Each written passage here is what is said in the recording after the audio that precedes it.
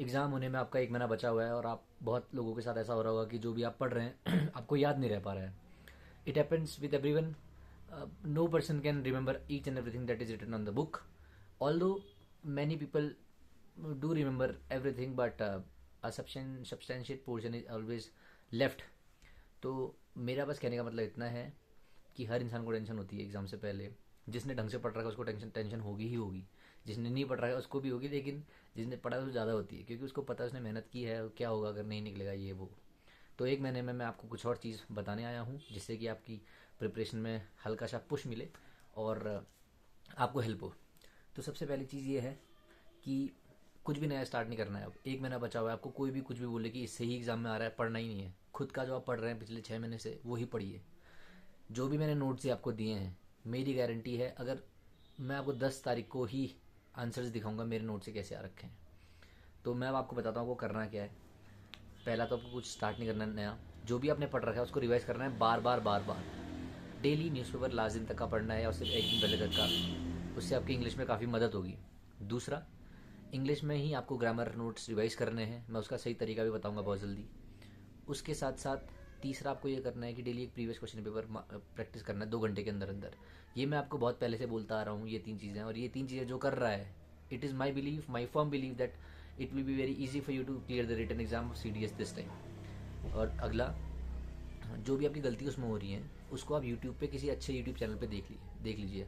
English with Rani ma'am का पहले बहुत एक अच्छा यूट्यूब चैनल था, पर अभी वो हैक हो चुका है. लेकिन उनका एक टेलीग्राम पे चैनल है, इंग्लिश विद रानी मैम का टेलीग्राम चैनल.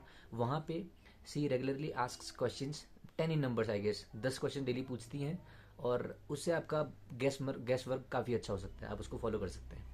इंग्लिश में डेली ये करना है आपको. डेली एक प्रीवियस क्वेश्चन पेपर 2 घंटे में लगाना है. और this practice will surely help you in the day of the exam, because your mind will be knowing what to attend first, what not to. आपको पता रहेगा करना क्या है सबसे पहले. जैसे मेरे को कंप्रहेंशन में बहुत टफ लगता था तो मैं सबसे लास्ट में करता था, और ये लास्ट में करना मैंने सीखा तभी जब मैं एक 2-3 महीने से लगातार पेपर लगा रहा था. तो मुझे तब पता चला कि सबसे लास्ट में वो करने से मेरा टाइम बचता है और मैं बाकी चीज़ें जल्दी कर सकता हूँ जहाँ से मेरे को जल्दी मार्क्स मिले. इंग्लिश का ही हो गया. जीएस के लिए मैंने आपको बता रखा है, जैसे पहले 6 महीने में जो भी न्यूज़ में रख रखा है उसको जीएस में पढ़िए, उसके क्वेश्चन धीरे से लगाइए. सेम आपको करना है.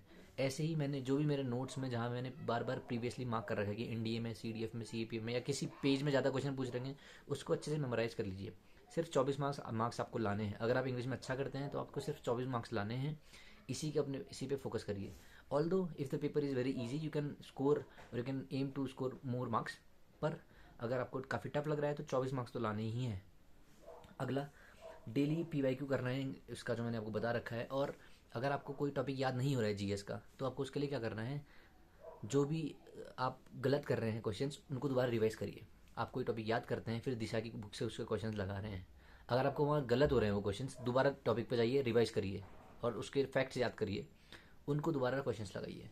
तो धीरे धीरे ये चीज़ सही होंगी. और आप में से बहुत लोग करते हैं कि मैं 4-5 दिन से प्रीवियस क्वेश्चन पर लगा रहा हूँ इंग्लिश का, लेकिन कोई वो नहीं हो रहा, कोई बढ़ नहीं रहा एग्जाम ये मार्क्स. तो these marks will gradually increase, not in one day, but not in a single day, but surely in a month. तो I have been telling this thing कि आप पिछले 5-6 महीने की तैयारी अच्छी रखिए अपने, और डेली एक प्रीवियस क्वेश्चन पेपर लगाइए. 3 दिन पहले एग्जाम के अगर आप एक क्वेश्चन पेपर लगाएंगे और ये सोचेंगे कि एग्जाम निकल जाए, तो ये बहुत मुश्किल है और टफ टास्क है. इसीलिए अभी से 1 महीना बचा हुआ है, सिर्फ पीवाईक्यू पे ध्यान दीजिए.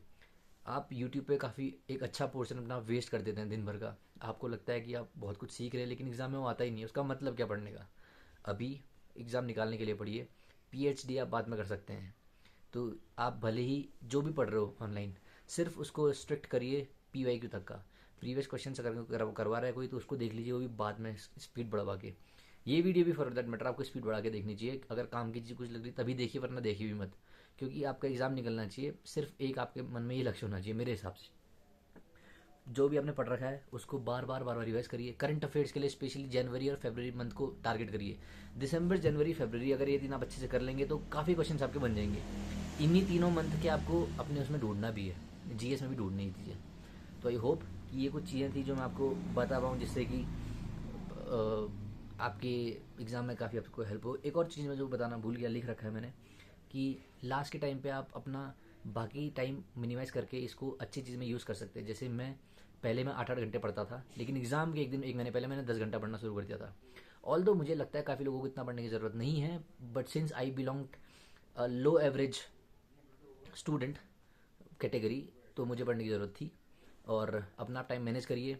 बचे एक महीने में सभी एक्टिविटीज़ कट आउट कर दीजिए जो आपके लक्ष्य की तरफ आपको नहीं ले जाती हैं। बचे हुए एक महीने में सिर्फ अपने लक्ष्य पे ध्यान दीजिए।